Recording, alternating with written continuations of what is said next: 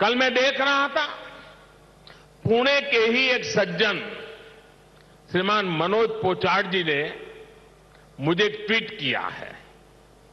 उन्होंने मुझे 10 साल पहले की मेरी पुणे यात्रा को याद दिलाया है।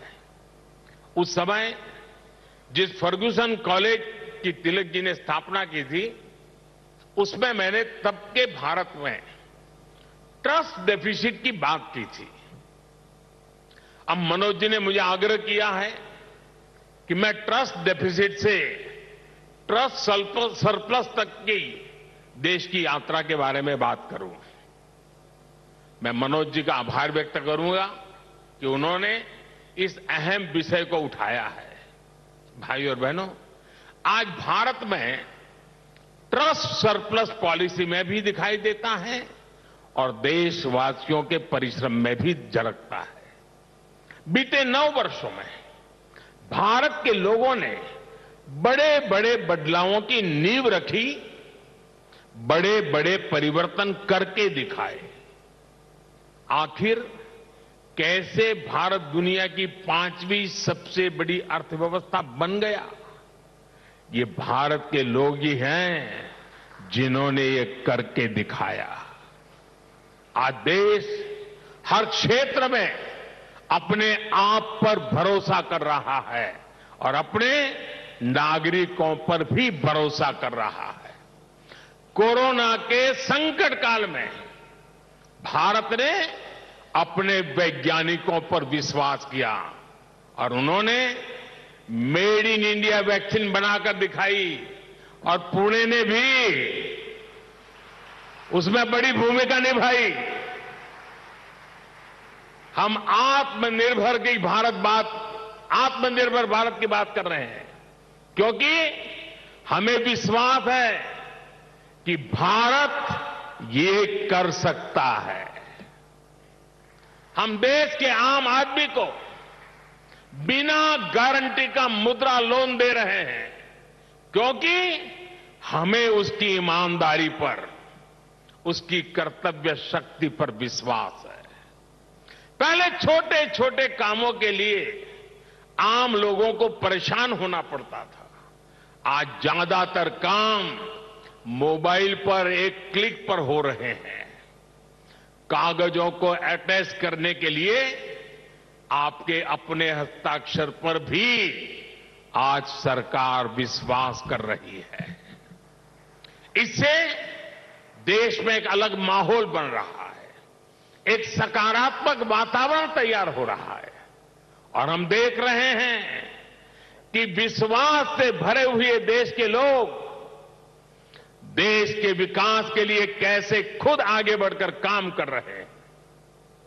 स्वच्छ भारत आंदोलन को इस जन विश्वास ने ही जन आंदोलन में बदला।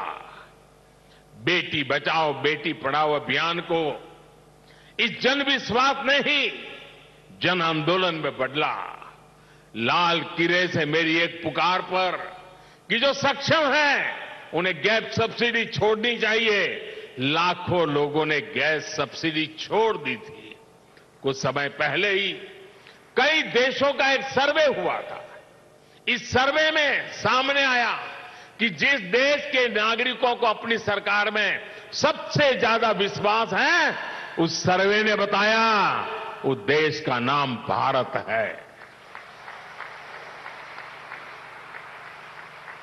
ये बदलता हुआ जनमानस, ये बढ़ता हुआ जनविश्वास भारत के जन जन की प्रगति का माध्यम बन रहा है। साथियों, आज आजादी के 75 वर्ष बाद देश अपने अमृतकाल को कर्तव्य काल के रूप में देख रहा है। हम देशवासी अपने अपने स्तर से देश के सपनों और संकल्पों को ध्यान में रखकर काम कर रहे हैं। इसलिए आज विश्व भी भारत में भविष्य देख रहा है। हमारे प्रयास आज पूरी मानवता के लिए एक आश्वासन बन रहे हैं। मैं मानता हूं कि लोकमान्य आज जहां भी उनकी आत्मा होगी वो हमें देख रहे हैं, हम पर अपना आशीर्वाद बरसा रहे हैं। उनके आशीर्वाद से, उनके विचारों की ताकत से हम एक सशक्त और समृद्ध भारत के अपने सपने को जरूर साकार करेंगे। मुझे विश्वास है हिंद स्वराज संघ तिलक के आदर्शों से जन जन को जोड़ने में इसी प्रकार आगे आकर के अहम भूमिका निभाता रहेगा। मैं एक बार फिर इस सम्मान के लिए आप सभी का आभार प्रकट करता हूं। इस धरती को प्रणाम करते हुए, इस विचार को आगे बढ़ाने में जुड़े हुए सबको प्रणाम करते हुए मैं मेरी वाणी को विराम देता हूं। आप सबका बहुत बहुत धन्यवाद।